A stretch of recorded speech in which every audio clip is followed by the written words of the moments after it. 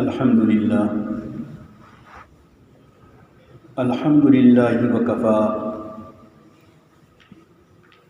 وسلام علی عبادہ الذین اصطفى اما بعد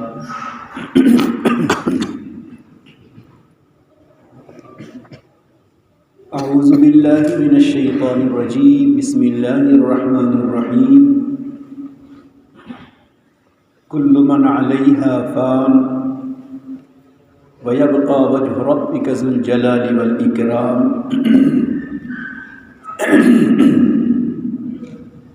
صدق اللہ العظیم سبحان ربک رب العزة عما یصفون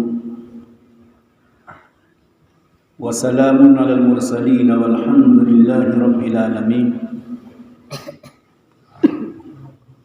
اللہم صلی علی سیدنا محمد وعلى آل سيدنا محمد وبارك وسلم اللهم صل على سيدنا محمد وعلى آل سيدنا محمد وبارك وسلم اللهم صل على سيدنا محمد وعلى آل سيدنا محمد وبارك وسلم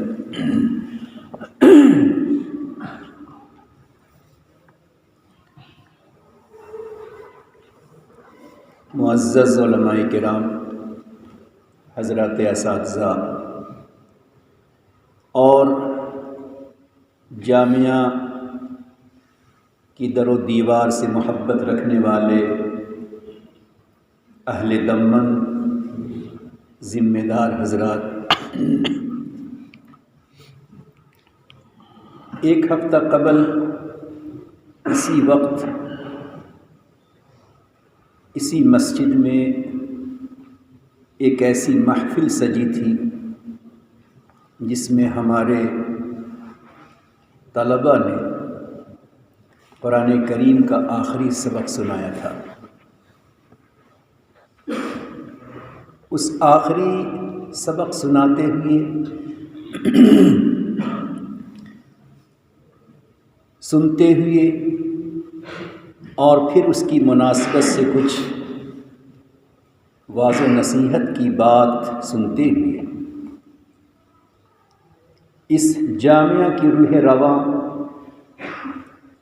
جامعہ کے سالار قافلہ، ان کا دل خوشیوں سے مچل رہا تھا۔ اس جامعہ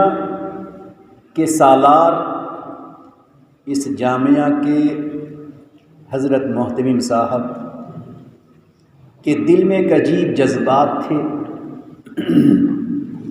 خوشیاں ہی خوشیاں تھیں۔ ان خوشیوں کے ہجوم میں وہ اس مدرسے کی اور ترقیوں کا خواب دیکھ رہے تھے، مگر انہیں بھی اندازہ نہیں تھا کہ اگر آج قرآن کریم کا آخری سبق ہے تو بہت جلد میری زندگی کا آخری ورق پلٹنے والا ہے۔ اگلے بدھ کی بات ہے اور 2 دن کے بعد اگر انہوں نے اپنے طلباء کے آخری سبق کو سنا تو 2-3 دنوں کے بعد ہی فرشتوں نے ان کی زندگی کے آخری ورق کو پلٹ دیا، جس کے نتیجے میں اگر 3 دن پہلے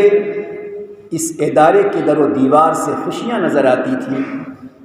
تو وہیں 3 دنوں کے بعد در و دیوار سے غم کے آنسو ٹپکتے نظر آئے۔ وہ سالار قافلہ ادارے کی در و دیوار کو، مسجد کے منبر و محراب کو اور اپنے دل میں ماں باپ کی طرح محبت رکھنے والے طلباء کو اور شفقتوں کے چھاؤں میں رہنے والے حضرات اساتذہ کو غمگسار چھوڑ کر، غم کی دنیا میں چھوڑ کر وہ جوار رحمت میں پہنچ گئے۔ یقیناً ان کی زندگی کے بارے میں آپ نے اپنے اساتذہ کرام سے، حضرات ذمہ دار کے ترجمان خورشید بھائی کی طرف سے جو کچھ آپ نے سنا، ان تمام کا لب لباب اس کا خلاصہ، اس کا نچوڑ اگر آپ نکالیں گے تو آپ کو نظر آئے گا کہ ایک عالم میں جو عالمانہ صفات ہونی چاہیے، ایک منتظم، ایک امیر قافلہ، اس میں جو انتظامی صفات و کمالات ہونے چاہیے، اللہ رب العزت نے انتظامی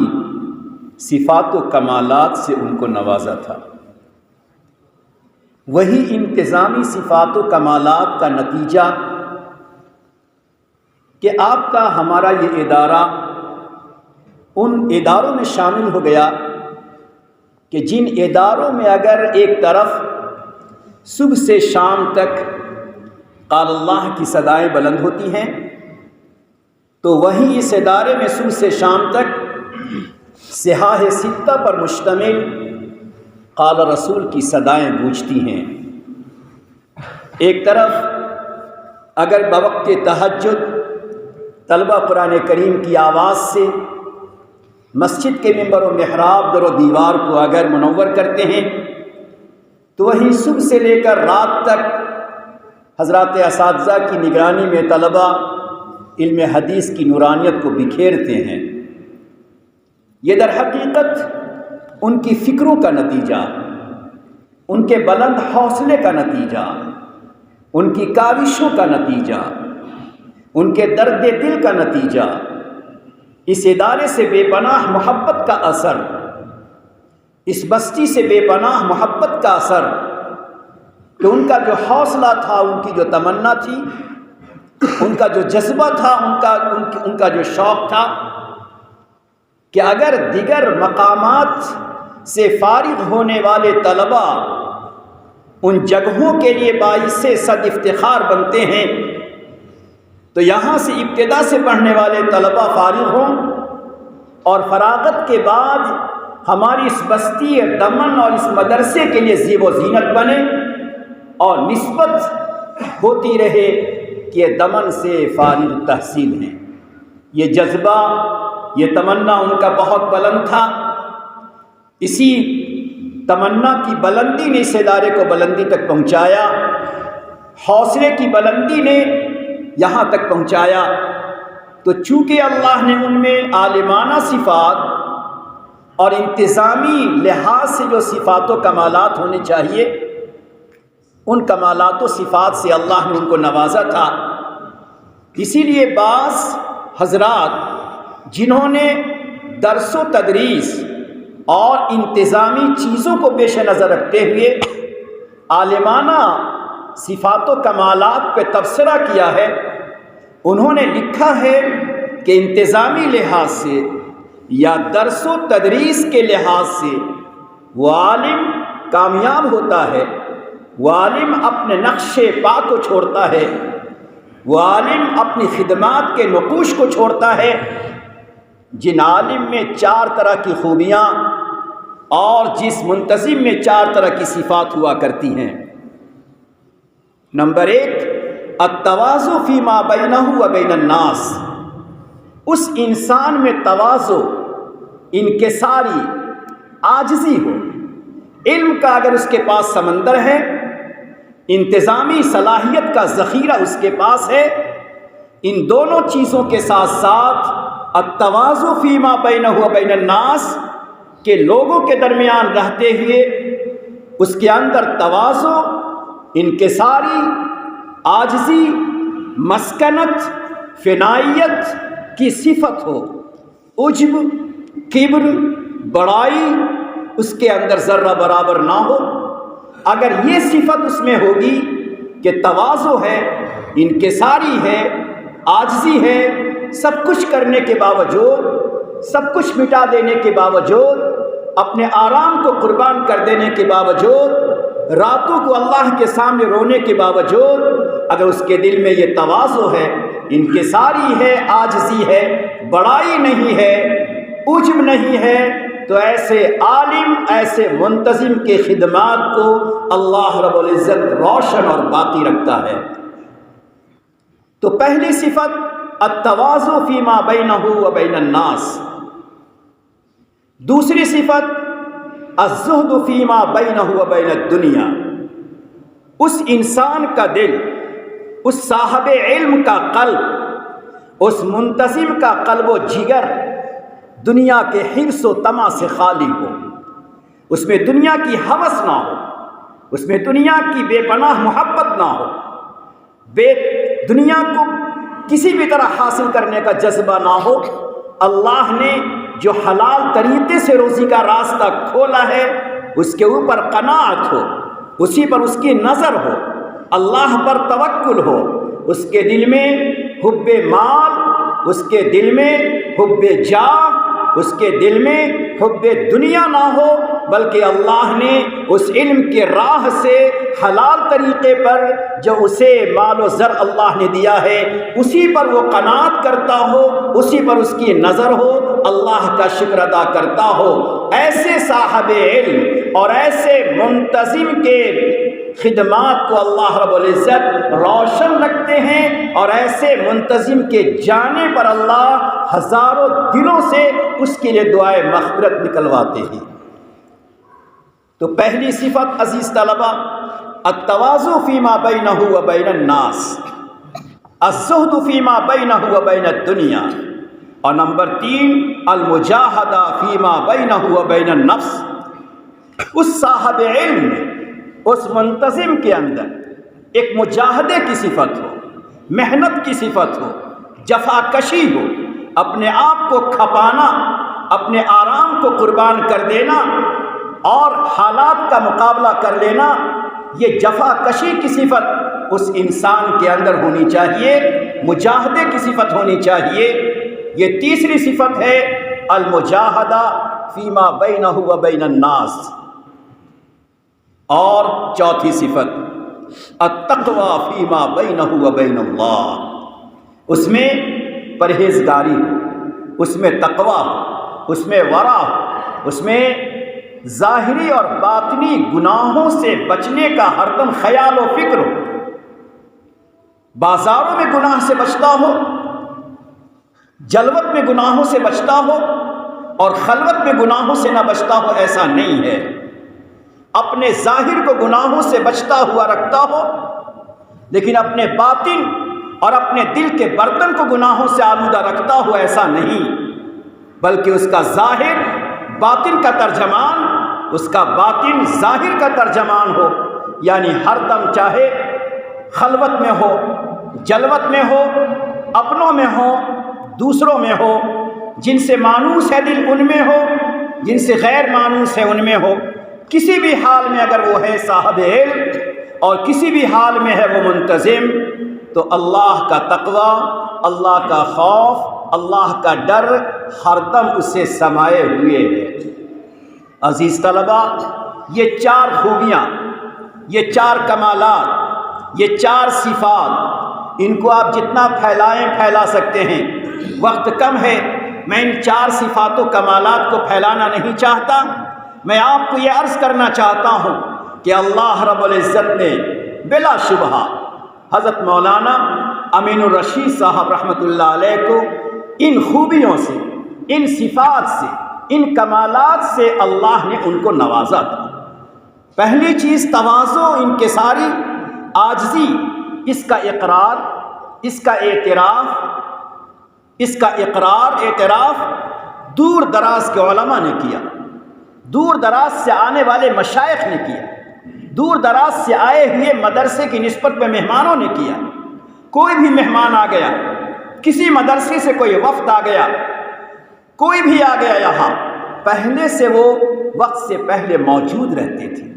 اور آگے بڑھ کر اپنی خوشیوں کے اظہار کے ساتھ ان کا استقبال کرتے تھے۔ بہت سے طلبہ جانتے ہوں گے، تقریباً 2 سال ہفتے میں 2 دفعہ آنا ہوا، کبھی ایسا نہیں ہوا کہ میرے آنے سے پہلے وہ موجود نہ رہے، جبکہ میرا آنا ایک معمول کے مطابق بن گیا تھا۔ وہ حضرات اساتذہ سے کہہ سکتے تھے، مگر اساتذہ کے ساتھ خود ان کا موجود رہنا، اور اس سے بڑی بات یہ ہے کہ 1-2 دفعہ اپنے اہل خانہ کو دواخانے لے کر گئے اور وہ شام کے وقت موجود نہ رہے تو معذرت کلوائی کہ مولانا سے معذرت کہہ دینا، کہ میں عذر کی بنیاد پر موجود نہیں ہوں۔ عزیز طلبہ، یہ ان کی خوبی ہے، یہ ان کا دل کا کمال ہے، یہ تواضع انکساری ہے۔ اور یقین جانے کہ باہر سے آنے والے مہمان، باہر سے آنے والے علماء اگر وہاں کا منتظم، وہاں کا سالار قافلہ، وہاں کے محتمم اگر اس تواضع انکساری کے ساتھ پیش آئیں گے تو وہ یہ اثر لے کر جائے گا کہ اس محتمم کے دل میں جو تواضع انکساری ہے، اس کے چھینٹے، اس کے قطرے، اس کا اثر ان کے طلبہ میں ضرور ہوگا۔ تو ان کی یہ خوبی ہے جس خوبی کو ہمیں آپ کو اپنانا ہے کہ تواضع انکساری کا ہمیں پیکر بننا ہے۔ آج اگرچہ یہ بڑا مجمع نہ ہو، اکابر علماء یہاں نہ آ سکے ہوں، مگر ہر ایک کے دل میں غم ضرور ہے، اور یہ غم اس بنیاد پر کہ اسی تواضع، اسی انکساری نے ان کو بہت آگے بڑھایا۔ اور یہ تو ہر ادارے کی فطرت ہے کہ کچھ نہ کچھ نشیب و فراز تو کبھی نہ کبھی آتا ہی ہے، کہیں کبھی نہ کبھی نشیب و فراز تو آتا ہے۔ کون سا ایسا ادارہ ہے جہاں نشیب و فراز نہ ہو؟ مگر مولانا کا ظرف ہم ہی ہیں وہ صاحب میکدہ۔ یہ تو ظرف کی بات ہے، یہ تو ظرف کی بات ہے کہ ذرا سی پی کے نگل گئے۔ یہ تو ظرف کی بات ہے کہ ذرا سی پی کے نگل گئے۔ ہم ہی ہیں وہ صاحب میکدہ، ہم ہی ہیں وہ صاحب میکدہ کہ پی کے اور سنبھل گئے۔ مولانا کو کئی دفعہ میں نے دیکھا، بعض جذباتی موقع ہوتا تھا، انفعالی موقع ہوتا تھا، بعض کبھی کبھی بہت زیادہ فکر اور ٹینشن کا موقع ہوتا تھا، لیکن مجھ سے یا کسی اور سے اگر بات کرتے تھے تو بڑی سنجیدگی اور بڑی متانت کے ساتھ بات کرتے تھے۔ اس سے پتہ چلتا ہے کہ اللہ رب العزت نے ان میں تواضع کی صفت، صبر، تحمل، بصیرت، سنجیدگی کی صفت اللہ نے عطا فرمائی تھی۔ یہ صفت ان کے اندر جو موجود تھی، عزیز طلبہ، اب وہ ہمارے آپ کے درمیان نہیں رہے، مگر اس بات کا یقین کر لیجئے کہ وہ کفن پہن کر جب آپ کے کندھوں پر سوار ہو کر وہ اپنی آخری منزل میں جا رہے تھے تو گویا تمام طلبہ سے کہہ رہے تھے، آپ تمام سے وہ مخاطب تھے، خاموش زبان سے وہ آپ سے مخاطب تھے، اے عزیز طلبہ، اگر یہ ادارہ امت کی امانت ہے، اگر یہ ادارہ اہل دمن کی قربانیوں کی شہادت ہے، اے طلبہ، میں تجھے ایک امانت دے کر جا رہا ہوں۔ وہ امانت دل کی تواضع ہے، وہ امانت صبر ہے، وہ امانت تحمل ہے، وہ امانت سنجیدگی ہے، وہ امانت متانت ہے۔ اگر تم اسی متانت کے ساتھ، سنجیدگی کے ساتھ، صبر کے ساتھ، تحمل کے ساتھ، اپنے آپ کو بیجا چیزوں سے بچانے کے ساتھ اگر تم زندگی گزارو گے، اللہ رب العزت تمہارے زندگی کو پرکشش بنائے گا اور اللہ تمہاری موت کو باعث عبرت بنا دے گا۔ عزیز طلبہ، اللہ رب العزت جب کسی سے خوش ہوتے ہیں تو کبھی تو اللہ اس کو اونچا درجہ دلانے کے لیے، بڑے سے بڑے اونچے درجات سے نوازنے کے لیے اللہ کبھی آزمائش، ابتلا، بڑے بڑے مرض میں اللہ مبتلا کر دیتے ہیں۔ وہ ہوتا ہے اللہ کا بندہ مقرب، چہیتا اور پیارا، مگر اللہ رب العزت اس کے مقام کو اور بلند کرنا چاہتے ہیں، اس کو اور اونچا درجہ دینا چاہتے ہیں، اور اللہ کی نظر حکمت میں ہے کہ اب اس کے پاس اتنی طاقت و قوت نہیں ہے کہ وہ مجاہدہ کرے، راتوں رات مسلح پہ کھڑا رہے، اس درجے کو پا سکے، تو اللہ رب العزت کبھی اسے آزمائشوں، بیماریوں، تکلیفوں میں مبتلا کر دیتے ہیں، اور کبھی پروردگار موت سے پہلے پہلے اسے اونچا درجہ دلانے کے لیے موت سے پہلے پہلے اللہ کسی ایسے عمل کی توفیق دیتے ہیں، کسی ایسے عمل کا جذبہ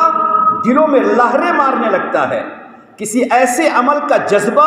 دلوں میں ابھرنے لگتا ہے کہ موت سے پہلے پہلے وہ بندہ وہ عمل کرنے پر مجبور ہوتا ہے، اور جب وہ عمل کر لیتا ہے فوراً ملک الموت کو حکم ہوتا ہے اب میرا یہ بندہ اس حال میں ہے کہ میں اسے بڑا درجہ دے سکوں، لہٰذا اب اس کی روح نکال کر میرے پاس لے آؤ۔ اللہ کا نظام دیکھیں، حضرت مولانا امین الرشید صاحب وضو کرتے ہیں۔ سنن بیہقی، امام بیہقی رحمۃ اللہ علیہ نے اپنی کتاب شعب الایمان کے اندر روایت نقل کی حضرت انس رضی اللہ تعالیٰ عنہ سے، اور حضرت انس کو نبی علیہ الصلاۃ والسلام نے بڑے اچھے انداز میں، خوبصورت انداز میں فرمایا، انس سنو، انس سنو، تم سے ہو سکے، ایسا فرمایا، عجیب ترغیبی انداز تھا، تم سے ہو سکے تو ہمیشہ باوضو رہنا۔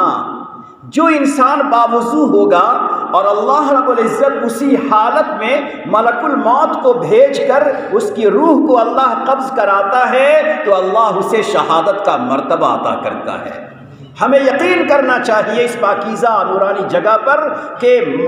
موت تو آنی تھی، وقت پر ہی آنی تھی۔ ہو سکتا ہے وہ کہتے چلو پہلے کھانا کھا لو پھر وضو کر لیں گے، لیکن کھانے سے پہلے موت کا وقت آ رہا تھا، اللہ رب العزت نے انہیں وضو کی توفیق عطا فرمائی۔ دل میں ایک ایسا جذبہ پیدا ہوا کہ وضو کیا اور وضو کر کے اپنی پیشانی کو خدا کے سامنے جھکا دیا۔ یہ پروردگار کے یہاں ان کی مقبولیت، پروردگار کے یہاں محبوبیت کی علامت ہے کہ اللہ رب العزت نے انہیں حسن خاتمہ اور شہادت کا مرتبہ دینے کے لیے اللہ نے وضو کی توفیق و ہمت عطا فرمائے۔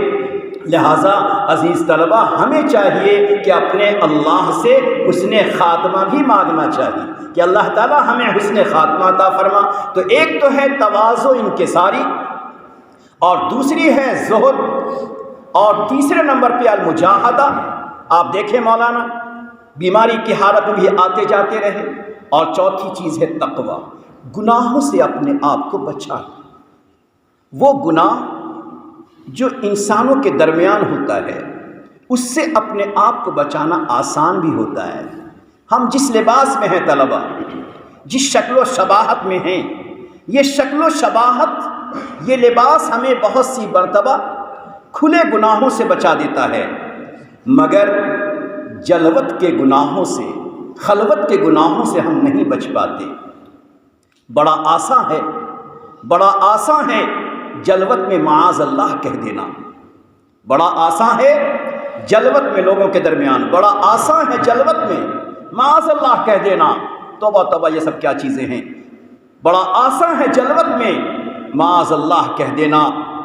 بڑا مشکل ہے خلوت میں گلے گلگوں سے بچ جانا۔ خلوت میں انسان اپنے آپ کو بچا لے، بند کمرے میں اپنے آپ کو بچا لے، اپنی مخصوص جگہوں پر اپنے آپ کو بچا لے، یہ بڑا مشکل کام ہے۔ اسی لیے ہمارے اکابر، ہمارے مشائخ، ہمارے علماء، ہمارے محدثین، انہوں نے اپنے ظاہر کو بھی بچایا اور انہوں نے اپنے باطن کو بھی بچایا۔ اس موقع پر میں نے آپ کے سامنے تواضع،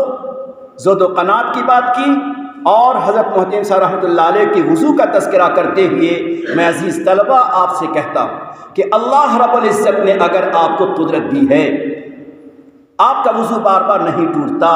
تو کوشش کر لیں اس بات کی کہ آپ باوضو رہیں گے انشاءاللہ۔ اگر آپ باوضو رہیں گے اس جذبے پر کہ ان کے وضو کو دیکھ کر آپ کے دل میں ہمیشہ باوضو رہنے کا جذبہ ہوا، تو جہاں وضو کی برکتیں اور وضو کے فائدے آپ کو ہمیشہ حاصل ہوں گے، اس کا ثواب بھی ان کو پہنچتا رہے گا انشاءاللہ۔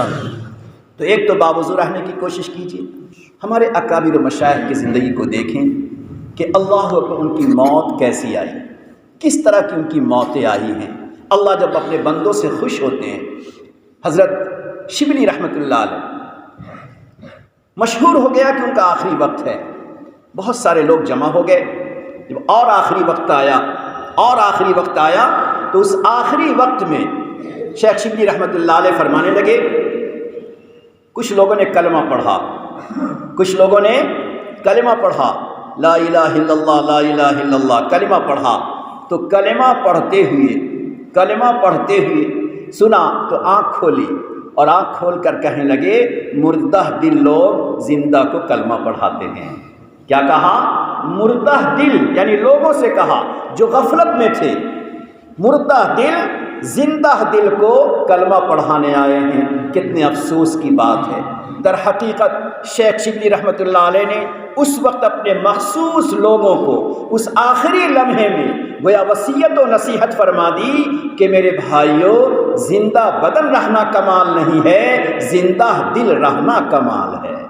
اور پھر فرمایا میں بھولا ہی کہاں ہوں، کیا کہا؟ میں اس کو بھولا ہی کہاں ہوں کہ تم مجھے یاد دلانے آئے ہو۔ میرے عزیز طلبہ، یہ اسی دل کی بات ہو سکتی ہے جو دل تقویٰ، جو دل تواضع، جو دل انکساری، جو دل ذہن و قناعت سے روشن اور منور ہوگا، وہی دل کی کیفیت یہ ہو سکتی ہے۔ اس لیے اپنے اکابر کی آخری زندگی کے حالات کو آپ پڑھیں۔ ایک کتاب ہے عزیز طلبہ، اس میں آپ پڑھیں گے بزرگوں کے وصال کے احوال،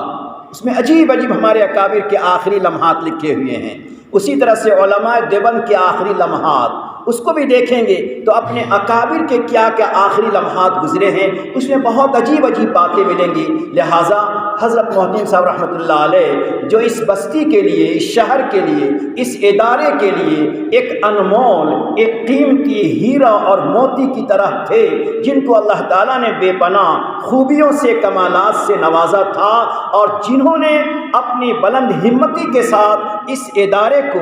گجرات کے ان اداروں میں شامل کرا دیا جن اداروں میں سیاہ ستہ کی تعلیم ہوتی ہے، ان اداروں میں اپنے اس ادارے کا نام نقش کرا دیا جن اداروں سے فارغ طلبہ نکلتے ہیں، اور گویا اس ادارے میں اس کو شامل کرا دیا جس ادارے میں ہمیشہ قال اللہ قال رسول کی صدا بلند ہوتی ہے۔ اب ہم علماء کرام کی ذمہ داری ہے، ٹرسٹی حضرات کا حوصلہ اور بھی بلند ہونا چاہیے کہ انشاءاللہ اس ادارے کو اور بھی ترقی عطا فرمانا ہے۔ ترقیات کے اعتبار سے مفتی افروز صاحب نے آپ کے سامنے، مولانا افروز صاحب نے آپ کے سامنے بیان کیا ان کے جذبات کو کہ اس کو تخصص فی الحدیث تک لے جانا ہے، یہ حوصلے کی بلندی کی بات ہے، اور اسی طرح اسے دارالفتہ تک لے جانا ہے، یہ ان کے حوصلے کی بات ہے۔ بہرحال ہم تمام کی ذمہ داری بنتی ہے، منتظمین حضرات کی ذمہ داری بنتی ہے کہ اپنی انتظامی صلاحیتوں کو اس حسن اسلوب کے ساتھ لے کر چلیں کہ ترقی ہوتی رہے۔ ہمارے اساتذہ کرام کا حوصلہ یقیناً بلند ہے کہ ہماری محنت، ہماری جفاکشی اور طلبہ کے ساتھ ہماری قربانی کا سلسلہ اگر ان کی زندگی میں تھا تو انشاءاللہ ان کے جانے کے بعد ہمارا یہ سلسلہ اور بڑھ جائے گا، جس سے یہ ادارہ ترقی کرتا رہے گا۔ اللہ رب العزت حضرت مولانا کی تمام تر قربانیوں کو، ان کے جذبات کو اور ان کے حوصلوں کو اللہ تعالیٰ قبول فرما کر ان کے اہل خانہ کے لیے اللہ اس ادارے کو بھی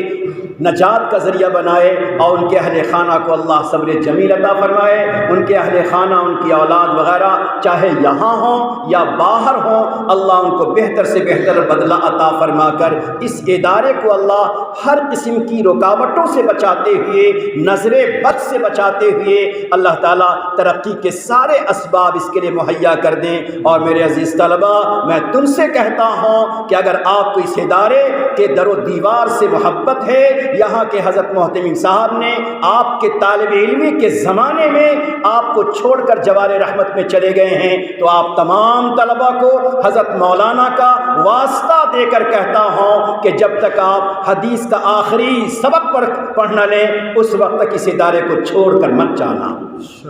ہر طالب علم کا فریضہ ہے کہ جب تک وہ آخری حدیث یہاں نہ پڑھ لے، چاہے پنجم پڑھتا ہو چاہے ہارون پڑھتا ہو، جب تک آخری حدیث آپ یہاں سے نہ پڑھیں، آپ یہاں سے فارغ نہ ہوں، ان کے چلے جانے کے بعد آپ جانے کا ارادہ مت کرنا، ورنہ اس سے بڑھ کر ادارے کی ناشکری، اساتذہ کی ناشکری، انتظامیہ کی ناشکری، حضرت محتمین صاحب کی ناشکری، اس سے بڑھ کر آپ کے لیے کچھ نہیں ہو سکتی۔ اس لیے عزم ہو، حوصلہ ہو آپ کا کہ اگر ان کا عزم و حوصلہ اسے دارالحدیث تک پہنچا سکتا ہے تو آپ کا عزم و حوصلہ ابھی یقیناً ہونا چاہیے کہ کوئی بھی عذر آ جائے گا، کوئی تکلیف رکاوٹ آ جائے گی، پھر بھی انشاءاللہ تعالی ہم یہاں سے فارغ ہو کر ہی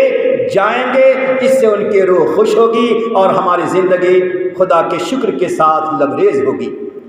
عزیز طلبہ، بس آخری بات التقویٰ فیما بینہ و بین اللہ کے مطابق میں آپ کو سناتا ہوں۔ اس طرح بیٹھو جیسے نماز کے اندر بیٹھتے ہیں۔ اللہ رب العزت جس طرح اہل علم کو شان علم سے نوازتے ہیں، اللہ رب العزت جس طرح علم کی بنیاد پہ فضیلت اور منقبت عطا فرماتے ہیں، خدمات اور قربانیوں کی بنا پر اللہ شہادت اور اعلیٰ درجہ عطا فرماتے ہیں، وہیں اگر انسان اپنے دل سے جری بن کر، اپنے دل سے بے باک بن کر، اپنے دل سے غفلتوں اور لاپرواہی کے ساتھ اگر تقوی کی دولت کو چھوڑ دیتا ہے، ظاہر میں دیندار ہوتا ہے، باطن اور دل کے اعتبار سے وہ پرہیزگار نہیں بلکہ گندا دل ہوتا ہے، اور دل کی گندگی بڑھتی چلی جاتی ہے، تو اللہ کی طرف سے دل پہ قساوت، دل پہ مہر اور دل پہ تالا لگ جاتا ہے۔ سفیان ثوری رحمۃ اللہ علیہ سفر میں جا رہے تھے، چند اصحاب ان کے ساتھ تھے، اچانک شام ہوئی، اندھیرا آنے والا تھا، تو سفیان ثوری رحمۃ اللہ علیہ بہت رونے لگے، بلک بلک کے رونے لگے۔ تو ساتھیوں نے پوچھا کہ کیا آپ کو آپ کی موت یاد آ رہی ہے؟ کیا آپ کو آپ کا گناہ ستا رہا ہے؟ تو انہوں نے کہا کہ میں اپنی موت سے نہیں ڈرتا، دنیا کے چھوٹنے سے میں نہیں ڈرتا، تو ہر ایک کو دنیا کو چھوڑنا ہے، مگر میرے شہر میں، سفیان ابن فرماتے ہیں میرے شہر کے محلے میں ایک شخص تھا جو بڑا نیک و کار بظاہر تھا، علماء کا لباس پہنتا تھا، نیکیوں میں اور عمل کے اعتبار سے بڑا مشہور و معروف تھا۔ یہاں تک معاملہ تھا کہ لوگ اس کے پاس پانی پر دم کرانے جاتے تھے، اس کے وجود سے لوگ برکت حاصل کرتے تھے، مگر نہیں معلوم ہمیں کہ ان کی زندگی میں کون سا گناہ ہوگا۔ بعد میں پتہ چلا کہ ظاہر کا کوئی گناہ نہ تھا، اندر کا کوئی گناہ چھپا ہوا تھا، اور کوئی گناہ کبیرہ، جو گناہ کبیرہ ہوتا ہے، جس گناہ کبیرہ، ہر گناہ کبیرہ انسان کے لیے زہر ہے، سانپ ہے، چاہے وہ حسد کیوں نہ ہو، چاہے وہ عجب کیوں نہ ہو، چاہے وہ کبر کیوں نہ ہو،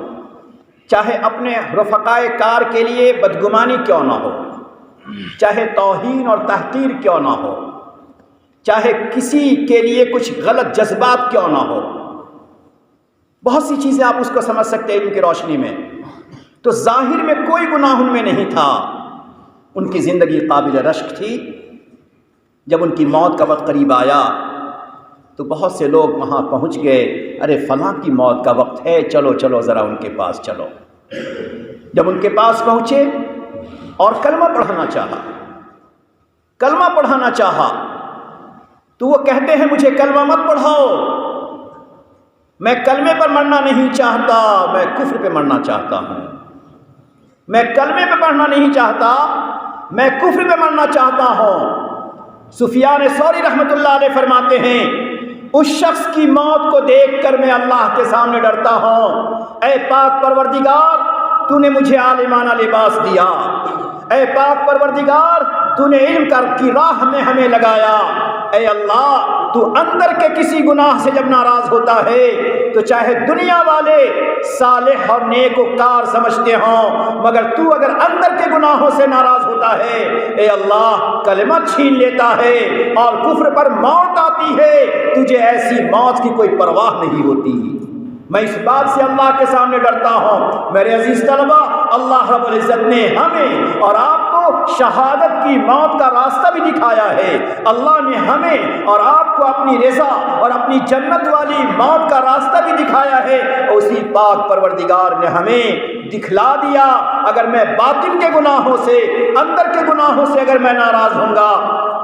مجھے کوئی پرواہ نہیں ہوگی تمہاری زندگی لوگوں کی نگاہ میں کیسی ہے، میں چاہوں گا تو میں تجھے ایسی موت دوں گا کہ لوگ دیکھ کر حیران رہ جائیں گے۔ اس لیے عزیز طلبہ، مجھے اپنے اللہ کے سامنے اپنے ظاہر کو بھی اور اپنے باطن کو بھی گناہوں سے بچانا، اور اپنے دل کے برتن کو گناہوں سے پاک رکھنا۔ کہیں ایسا نہ ہو ماں باپ تو سوچیں میں نے بیٹے کو حافظ بنایا، ماں باپ تو سوچیں میں نے بیٹے کو عالم بنایا، گاؤں کے لوگ تو سوچیں عالم بن کر آیا، گاؤں کے لوگ تو یہ کہیں ہمارے گاؤں میں پہلا دوسرا عالم بن کر آیا، اور کہیں ایسا نہ ہو کہ اللہ کی نگاہ میں ہم اپنے باطن کی خرابی کی بنیاد پر ہم سب کی نگاہوں سے سب سے زیادہ بدتر ہو جائیں۔ اس لیے ہمیں بڑوں کی موت کو دیکھ کر، بڑوں کی زندگی کو دیکھ کر، بڑوں کے اخلاق کو دیکھ کر، بڑوں کے صفات کو دیکھ کر، بڑوں کے کمالات کو دیکھ کر، بڑوں کی ظاہری زندگی کو دیکھ کر، بڑوں کی جلوتوں کو دیکھ کر، بڑوں کی خلوتوں کو دیکھ کر ہمیں اپنی زندگی میں ان کمالات، ان خوبیوں کو اتارنے کی کوشش کرنا چاہیے۔ اللہ تعالی ہمیں اور آپ کو ان کی زندگی کو ان کی زندگی کو ہماری زندگی کے بننے سنورنے کا ذریعہ بنا دیں، اور اللہ ہمیں راہ علم سے محروم نہ کرے۔ میرے عزیز طلبہ، جس طرح اللہ رب العزت کبھی ناراض ہوتے ہیں تو موت سے پہلے کلمے کی دولت سے چھین لیتے ہیں، اسی طرح اللہ کبھی ناراض ہوتے ہیں تو علم کا راستہ چھین لیتے ہیں، علم کے راستے سے اسے ہٹا دیتے ہیں، دل اجڑ جاتا ہے، ویران ہو جاتا ہے، برباد ہو جاتا ہے، اور دل سے اجاٹ ہو کر وہ بندہ مدرسوں کو چھوڑ کر کہیں اور لگ جاتا ہے، لگتا ہے وہ گیا نہیں ہے، اسے اس پاکیزہ جگہ سے نکالا گیا ہے۔ اس لیے اللہ تعالیٰ ہمیں اور آپ کو ایسی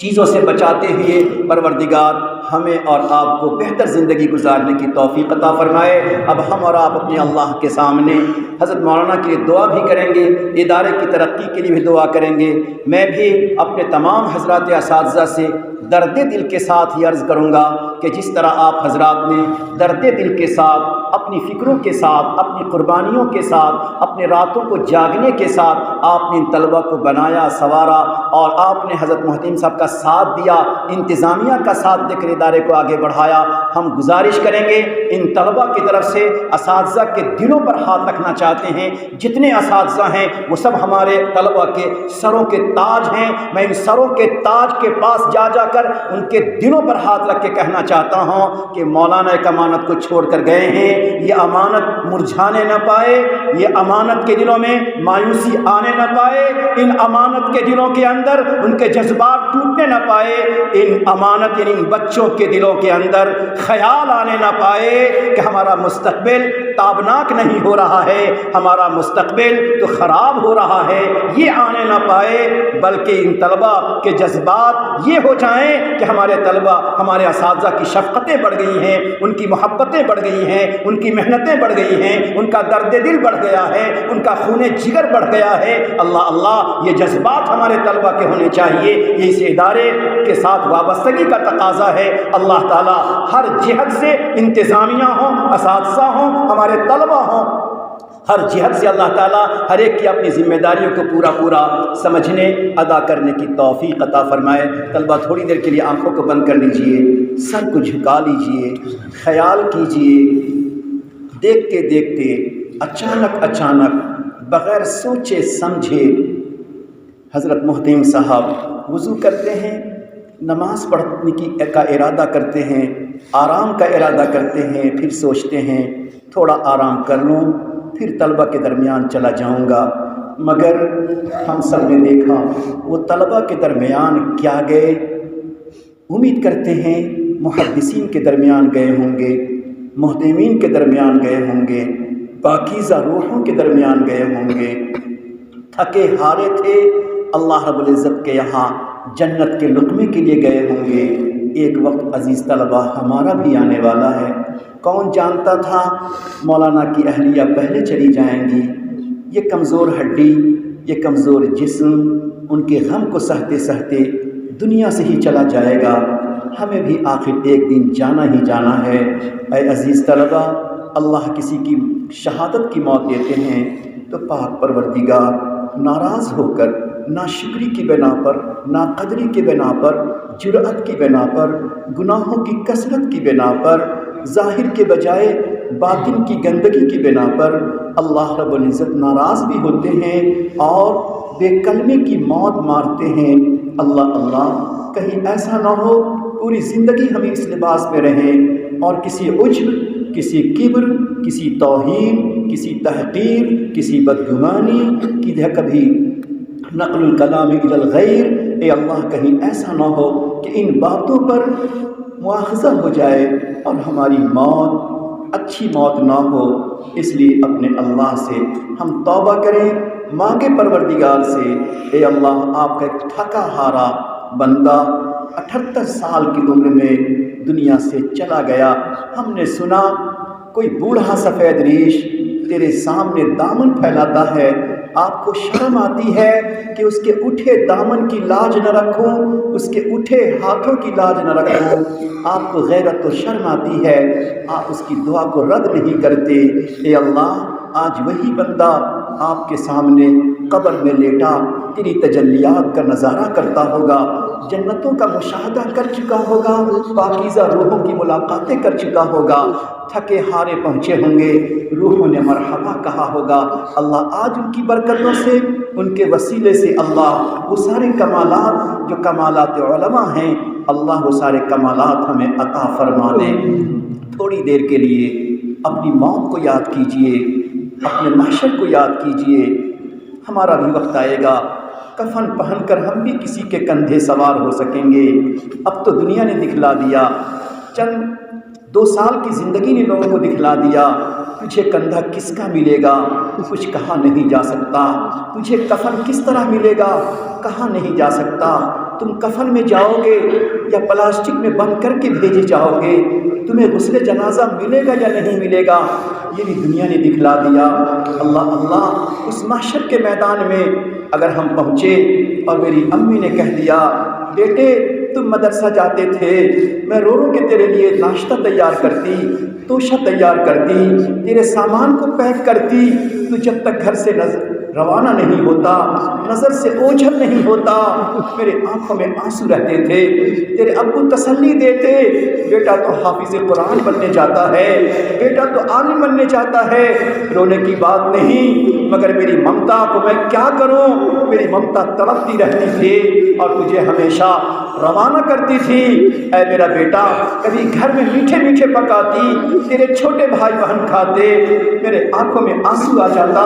میرا بیٹا میرا لال دمن کے مدرسے میں ہوگا، مدرسے کا کھانا کھاتا ہوگا، میرے پتھر تیرے چھوٹے بھائی مجھے تسلی دیتے، مگر اے بیٹے میں نے دل پہ پتھر رکھ کر تجھے مدرسے میں بھیجا، مگر آج محشر کے میدان میں کیا ہو گیا کہ فرشتہ میرے ہی سامنے تجھے زنجیر پہنا رہا ہے، بیڑی لگا رہا ہے، توق پہنا رہا ہے، اور میرے ہی سامنے تجھے گھسیٹ کر جہنم میں لے جا رہا ہے۔ بیٹا کیا ہوا کیا ہوا، میں نے تجھے حافظ و عالم بنایا، بیٹا تم سے کہے گا ممی میں نے اپنے ظاہر کو تو عالمانہ بنایا مگر اپنے دل کو گندا سے گندا رکھا، حسد بھی رہا گناہ بھی رہا، اللہ امی ایک نیکی دے دو۔ ماں کہے گی میں آنسو تو بہا سکتی ہوں، دنیا میں آنسو بہا کر میں توشے دیتی تھی، تیرا کھانا دیتی تھی، یہاں آنسو بہا سکتی ہوں، ایک نیکی میں تجھے نہیں دے سکتی۔ سوچو میرے بھائی میرے عزیز طلبا اس دن کا کیا منظر ہوگا۔ اس لیے آج اپنی زندگی کو بدلنے، اپنی زندگی کو عالمانہ صفات سے متصف کرنے کا عزم ارادہ کر لیجئے۔ میں تیرے سامنے جھک رہا ہوں خدا، میں تیرے سامنے جھک رہا ہوں خدا، میرا کوئی نہیں اللہ تیرے سوا۔ سوچیں آخر کوئی بھی ہو اپنی قبر میں پہنچتا ہے، نہ بیٹی وہاں پہنچتی ہے، نہ بیٹا داماد وہاں پہنچتا ہے، نہ بھائی وہاں پہنچتا ہے، نہ اساتذہ وہاں پہنچتے ہیں، قبر کے اندر کوئی نہیں ہوتا، رحمت الہی کے سوا کوئی چارہ نہیں ہوتا۔ اللہ اللہ میں تیرے سامنے جھک رہا ہوں خدا، میرا کوئی نہیں اللہ تیرے سوا،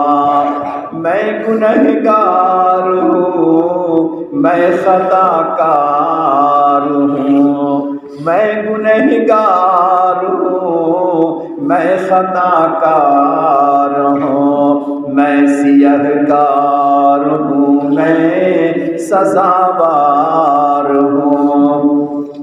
میری توبہ ہے توبہ اے میرے الہ، میری توبہ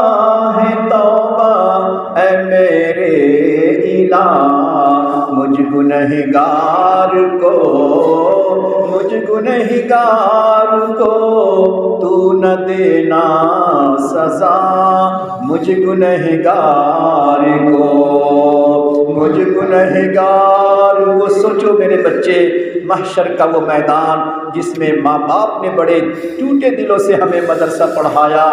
ان کے سامنے اگر سزا کے لائق ہو گئے کتنی شرمندگی ہو جائے گی۔ فرشتوں سے ہم کہنے پہ مجبور ہوں گے، فرشتہ سزا دینا ہو سزا دے لو، مگر میری ممی سے ذرا پردہ کر دو، میرے ابو سے ذرا حجاب اور پردہ کر دو، ان کا دل ٹوٹے گا، ان کی آنکھوں سے آنسو بہیں گے، یہ ہمارے لیے بڑے عذاب کی طرح ہوگا۔ میں گنہگار ہوں میری توبہ ہے توبہ اے میرے الہ مجھ گنہگار کو تو نہ دینا سزا، میں تو غفار ہوں، تو نے خود ہی کہا میرا کوئی نہیں اللہ تیرے سوا۔ ہاتھ اٹھائیے، دعا کیجیے مولا کی مغفرت، رفع درجات